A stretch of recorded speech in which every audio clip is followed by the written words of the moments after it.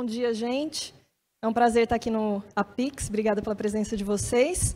Eu sou Group Product Manager aqui na Sensidia, uma das pessoas responsáveis pela intersecção entre produto, ecossistema de APIs e estratégia. E é bem interessante poder começar aqui os trabalhos no Palco Future falando de um assunto que hoje é marginal, mas eu imagino que vai ser cada vez mais falado no futuro, que é governança de APIs de terceiros. Eu quero começar com uma pergunta para vocês. O quanto sua empresa depende de APIs que você não controla? Se você tivesse que listar todas as APIs que a sua empresa consome, você conseguiria?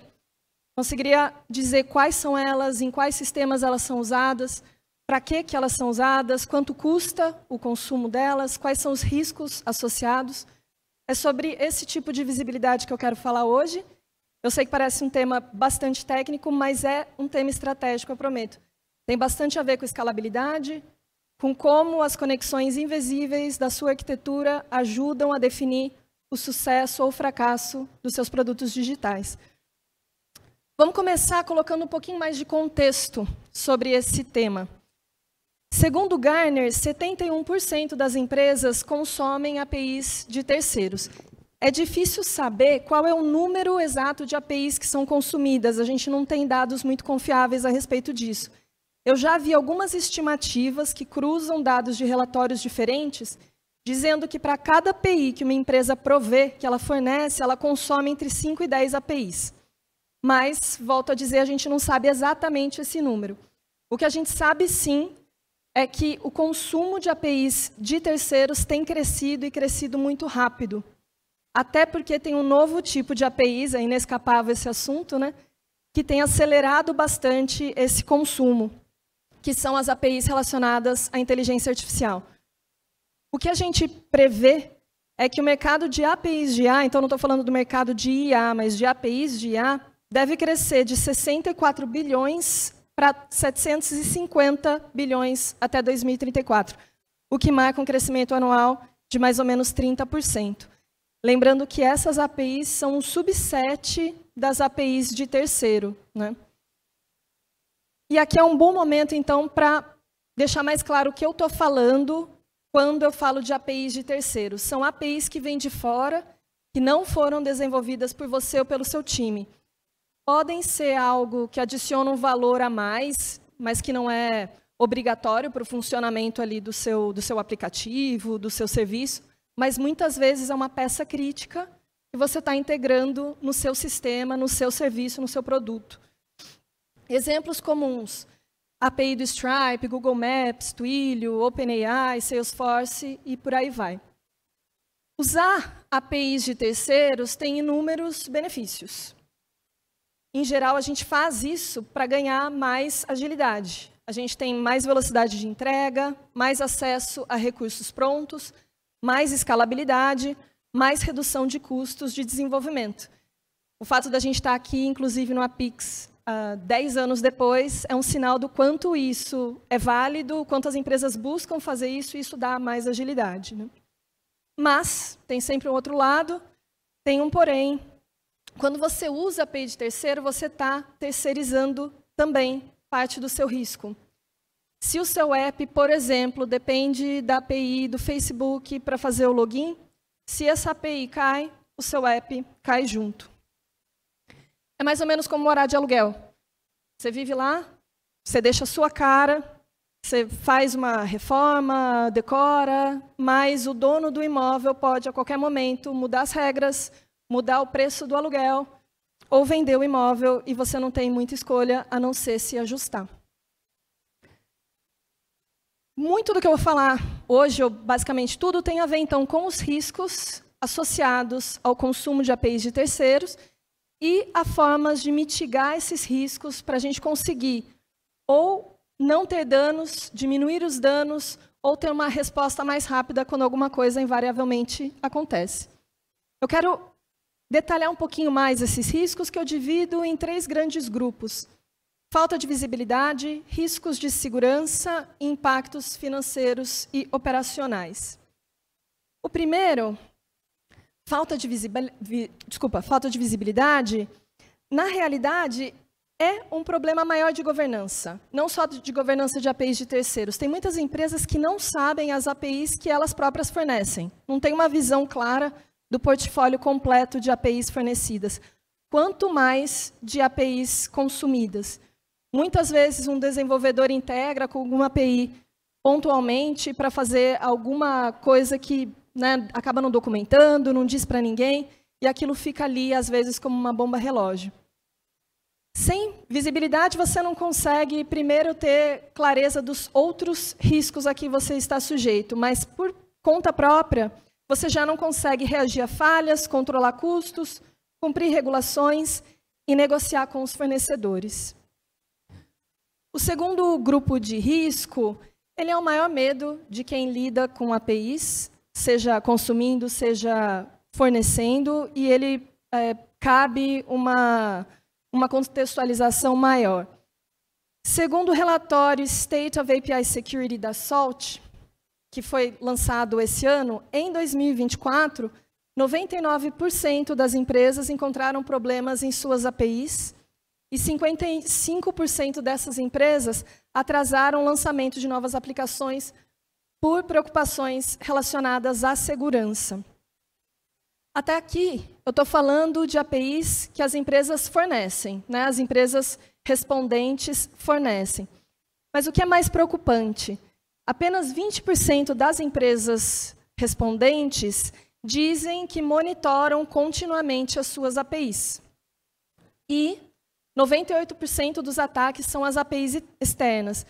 Não é surpreendente, né? APIs externas são aquelas que estão ali para o mundo, são um alvo mais fácil mesmo de ataque, mas são também as APIs que a gente consome quando a gente fala de consumo de APIs de terceiros. O que é bastante preocupante é que, nesse caso, a gente está consumindo APIs sem poder garantir muito que a empresa fornecedora está fazendo uma governança boa dessas APIs que ela está provendo, né? Monitoramento contínuo de APIs é uma das bases de uma boa governança das suas próprias APIs. Então, se só 20% está monitorando, isso já dá um medo grande. O que eu faço, então, quando eu estou consumindo essas APIs? E aí, riscos de segurança mais comuns que a gente está sujeito no consumo? Vazamento de dados, ataques via phishing, mau uso de tokens de autenticação e exposição de informações sensíveis em logs ou headers. Por fim, o terceiro grupo, impactos financeiros e operacionais, que podem ser diretos e podem muitas vezes ficar ocultos. Quando uma API, por exemplo, muda a forma de precificação, às vezes do dia para a noite, você tem um impacto direto, porque você passa a pagar mais para um consumo que você já fazia. Mas, muitas vezes, quando uma API quebra, e você quebra junto, você tem um impacto operacional direto na sua aplicação que cai, mas você também pode ter impactos financeiros indiretos, porque você pode ter perda de usuários, você pode ter impacto no seu SLA e, de repente, multas contratuais, né, que se aplicam, e aí isso acaba incidindo na receita também. Eu tenho alguns casos reais que eu queria trazer para vocês que representam bem esses riscos a que a gente está sujeito no consumo. Conforme eu for falando sobre eles, se imaginem como parte de uma empresa que está consumindo essas APIs. Tá? A ideia é a gente tentar entender alguns padrões e ver o que a gente pode aprender com eles. O primeiro caso é o aumento de preços do Google Maps que aconteceu em 2018. A Google ela mudou sensivelmente a forma de precificar o Google Maps nesse ano. Primeiro que a faixa gratuita caiu muito e o preço em si aumentou também, em algumas faixas de consumo, até 1.400%. Aí as empresas que consumiam, principalmente pequenas e médias empresas, foram mais impactadas e tiveram que tirar os mapas dos sites, em alguns casos migrando para concorrente, em outros casos até causando ali uma perda de experiência do usuário, uma quebra na experiência.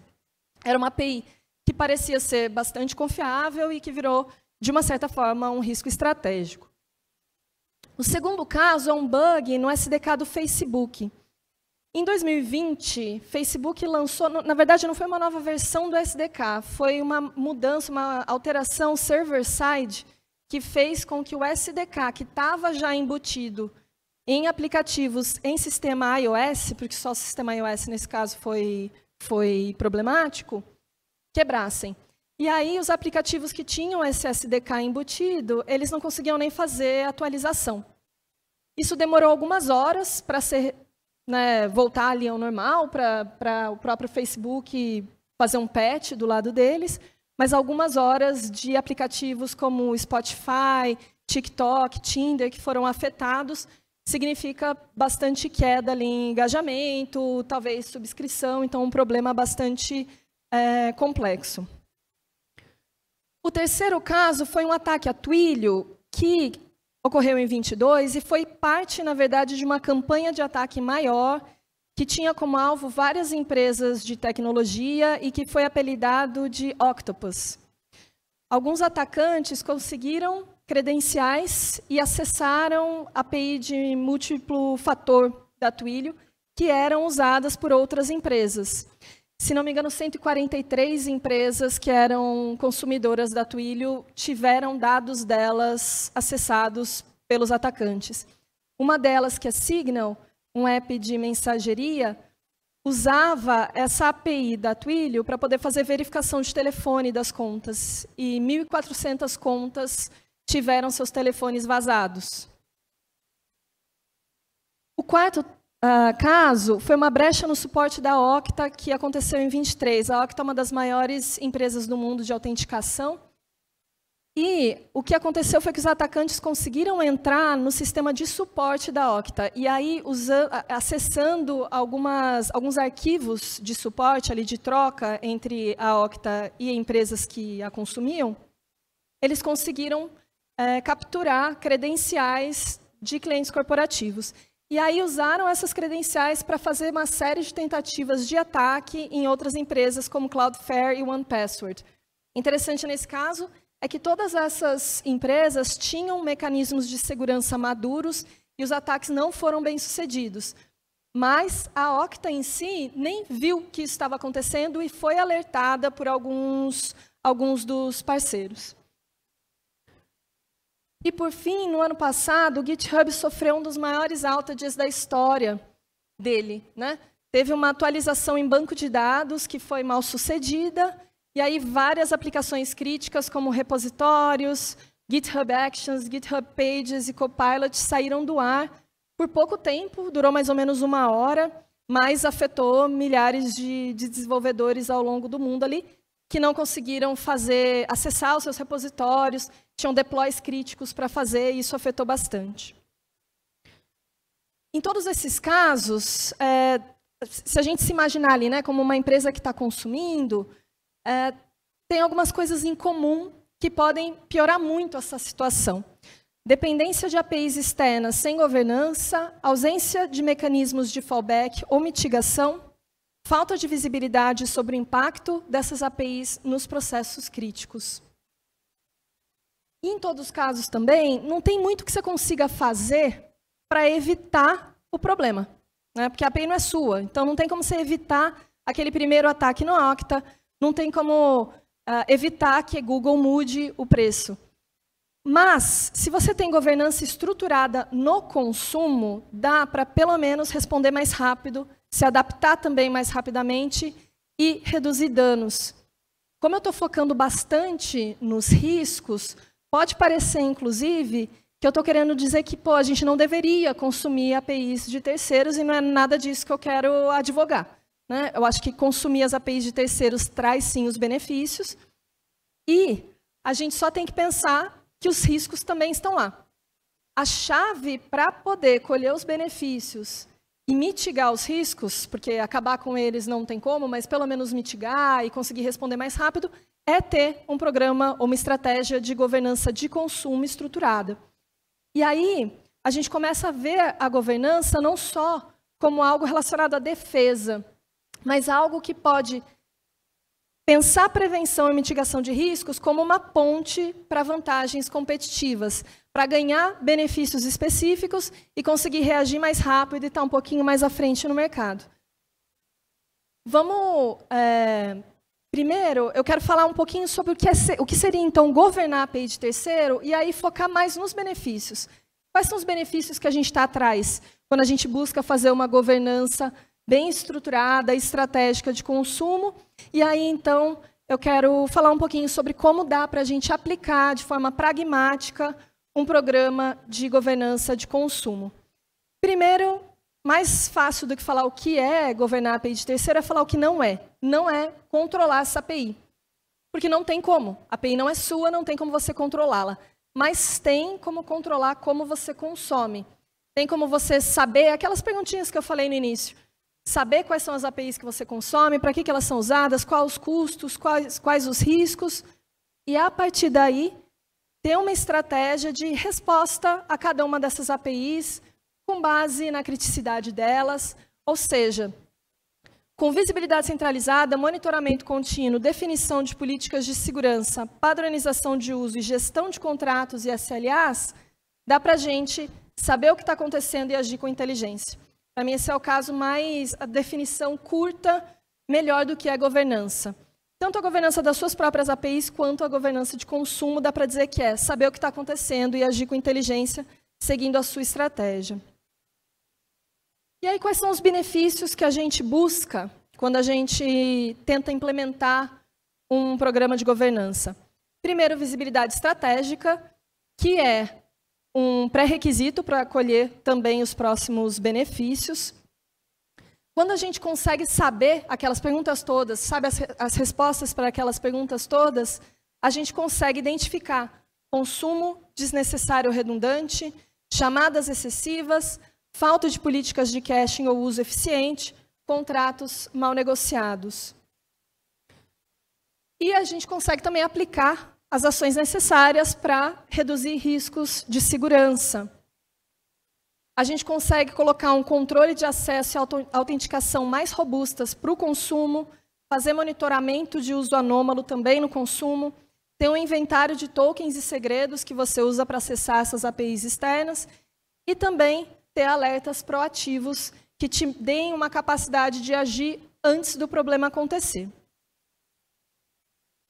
A gente consegue ter uma otimização financeira, porque dá para comparar provedores mais facilmente, dá para criar estratégias multi-cloud e multi-vendor, sempre que isso for interessante para você, e também com dados na mão, dá para negociar melhor com os seus provedores de API. Por fim, a gente ganha vantagem competitiva, essa é o grande mote aqui, né? Uma empresa que tem um programa de governança estruturado para as APIs que consome, consegue responder mais rápido a mudanças, o que significa menos downtime, mais resiliência, mais confiança do cliente e também uma estrutura mais segura para poder experimentar mais e acelerar a inovação.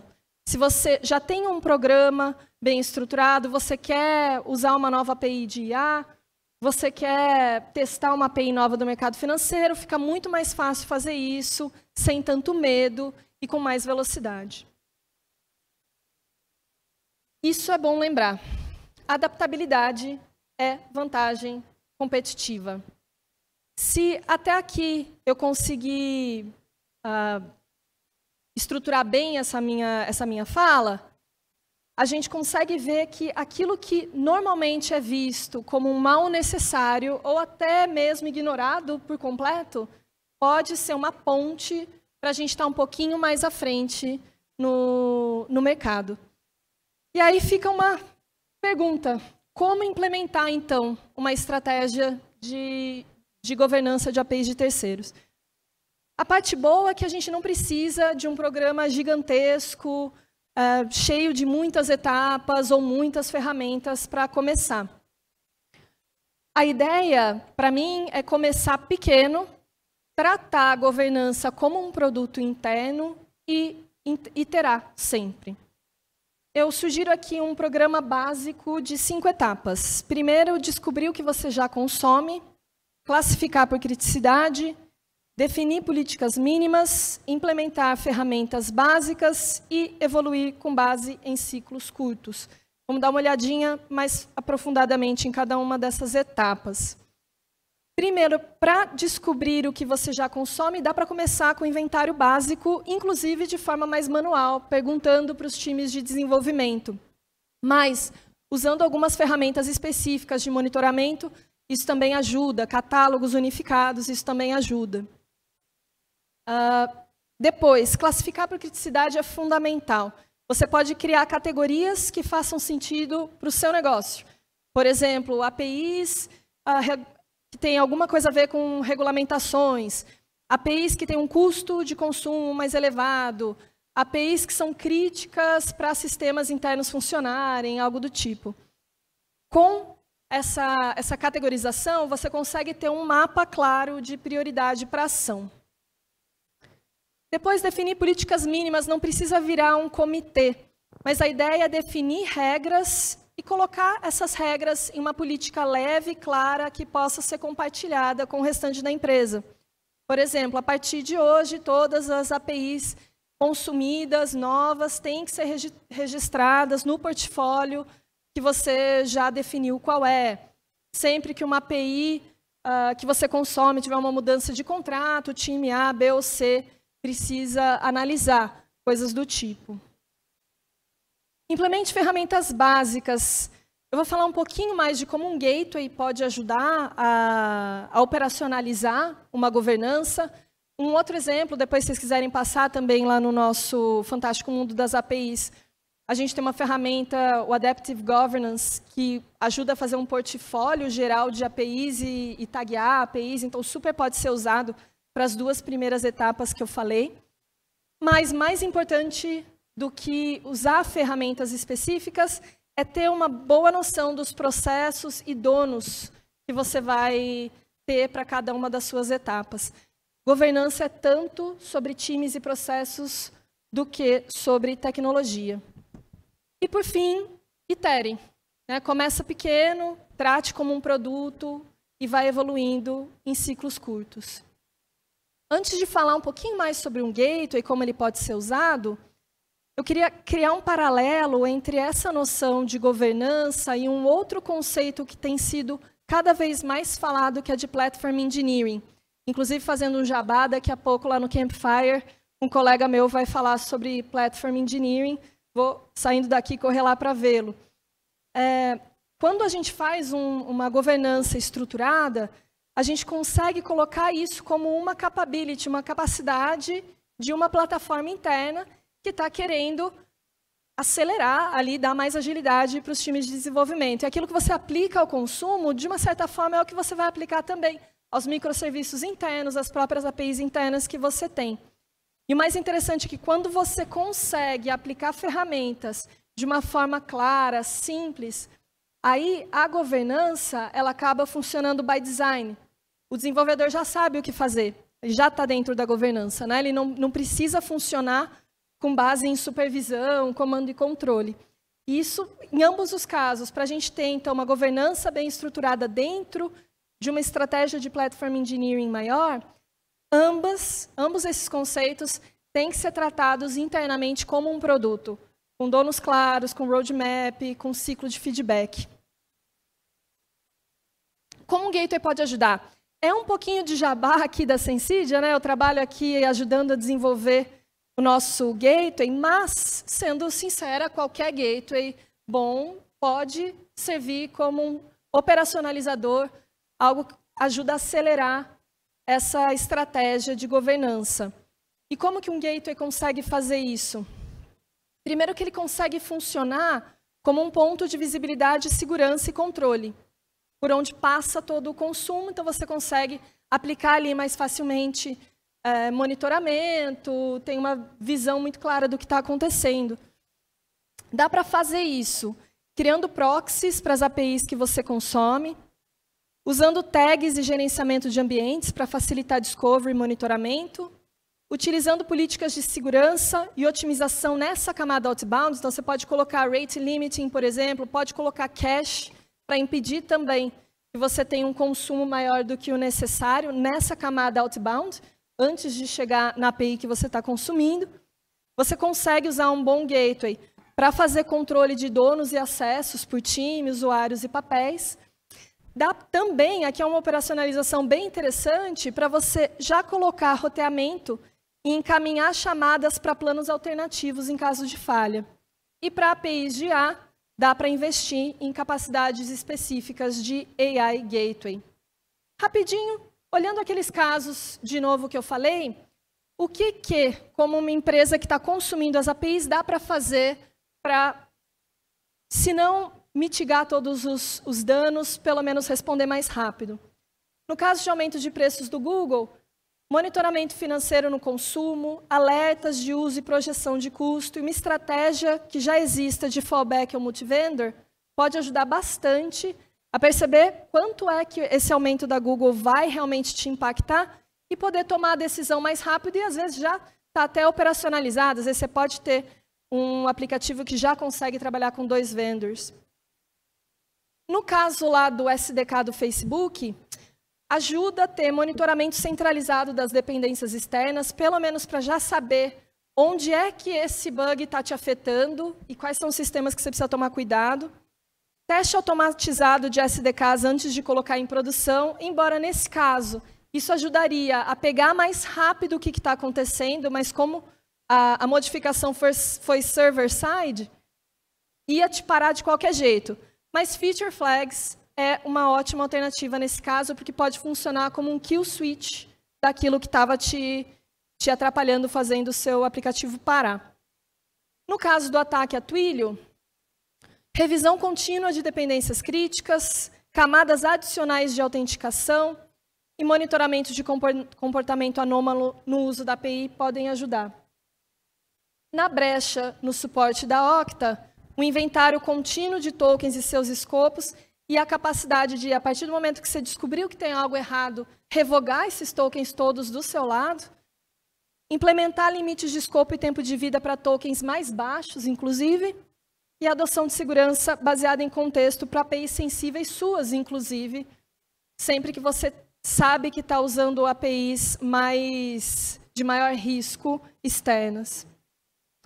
No caso do GitHub, por fim, dá para ter um mapa claro de quais sistemas dependem de cada API do GitHub, ambientes isolados ou réplicas locais para momentos críticos, porque daí você consegue garantir que os times pelo menos tenham acesso a repositórios com réplicas mirror read-only, estratégia de contingências para build and deploy, pelo menos para você saber o que eu faço, algum manual, alguma regra interna, o que eu faço no caso dessa API crítica falhar.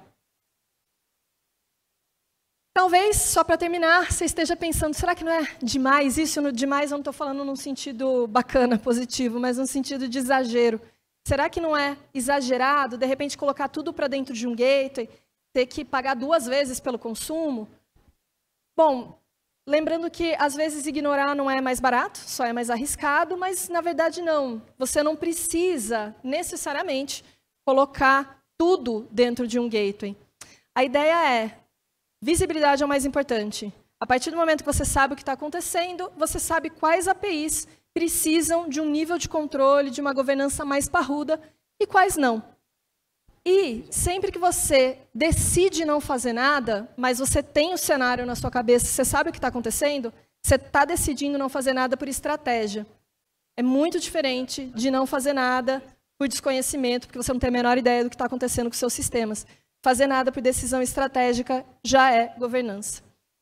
E eu deixo vocês só com essa mensagem. No mundo cada vez mais conectado, a sua empresa não vai ser medida somente pelas APIs que ela oferece, mas também pelas APIs que ela consome e como ela consome.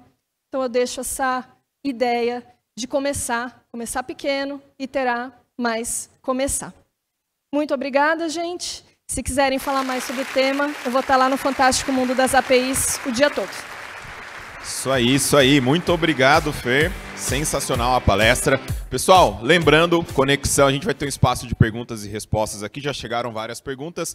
Quem ainda não mandou a pergunta, pessoal, coloca o QR Code na tela, só conectar no Wi-Fi Free Expo conecta no Wi-Fi, escaneia o QR Code, baixa o aplicativo e manda a pergunta aqui para a Fer, tá bom? Engraçado essa questão de APIs que dão problema, né? Na área de finanças a gente usa muito taxa do dólar, taxa do câmbio. Mais recentemente teve uma queda na API do Google para conectar ali. O dólar foi a mais de R$7, todo mundo assustou, gerou um pânico no mercado e o Google por um longo tempo desconectou esse serviço e agora, mais recentemente, voltou. Então, muito importante essa questão.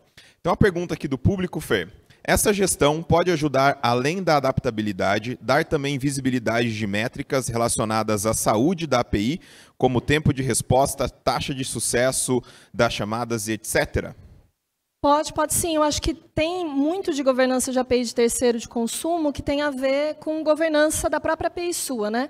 Em geral, quando a gente fala desse tipo de métrica, a gente aplica mais as governanças, a API que uma empresa fornece.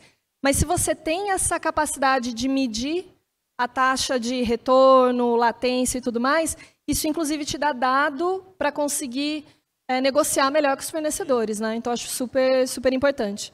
Legal. Tem uma pergunta aqui relacionada a AI. Pensam em ter algo de AI para reagir a essas ocorrências, seja de segurança, indisponibilidade ou algo do tipo para reagir mais rápido? Sim, quando a gente fala de APIs de IA, a ideia de controlar essas APIs passa muito pelo um AI Gateway, né? Então, se vocês tiverem interesse também sobre o que a gente tem previsto para AI Gateway, passem lá no Fantástico Mundo das APIs.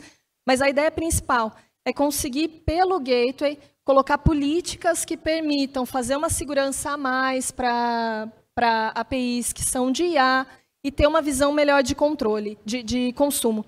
Quando você fala de indisponibilidade, aí já é mais difícil.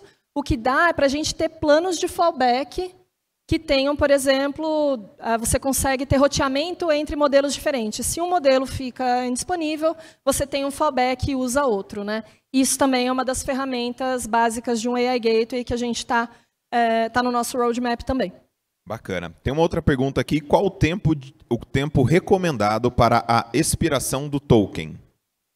Tá. Aí depende muito do caso que você tem na sua empresa. Eu acho que é difícil falar de tempo recomendado. O que eu já pesquisei e vejo como uma prática recomendada em geral é a gente nunca ter refresh tokens com mais de 15 minutos. Bacana. Uma outra pergunta aqui. A Sensidia faz a avaliação de riscos das APIs que seus clientes usam na plataforma? Uma coisa que a gente faz é o seguinte, quando você fala das APIs que usam na plataforma, você pode colocar na nossa plataforma APIs que você fornece e pode criar proxies para as APIs que você consome, né? Em ambos os casos, você consegue colocar o Swagger para dentro da nossa plataforma e o nosso Adaptive Governance, que eu falei, que é o nosso add-on de governança, ele faz uma checagem de maturidade dessa API. Então, é um jeito bom da gente saber se essa API tem riscos maiores ou menores. Legal. Próxima pergunta, a gente ainda tem um minutinho ali. Qual ou quais soluções da Sensidia pode ajudar a expor minhas APIs? Eu como sendo o terceiro. Você como sendo o terceiro? Que vai expor as APIs. Então você, na verdade, você é o fornecedor, né? O fornecedor da API. Tá, para expor a sua API, é um gateway de APIs, um developer portal para poder expor a documentação. E aí tem algumas possibilidades a mais, como eu falei, essa capacidade de colocar governança com uma ferramenta específica, que seria o Adaptive Governance. Quando eu falo de consumo, seria uma empresa, além de usar esse ferramental para as APIs que ela fornece, também criar proxies dentro dessa mesma ecossistema de produtos para as APIs que estão sendo consumidas.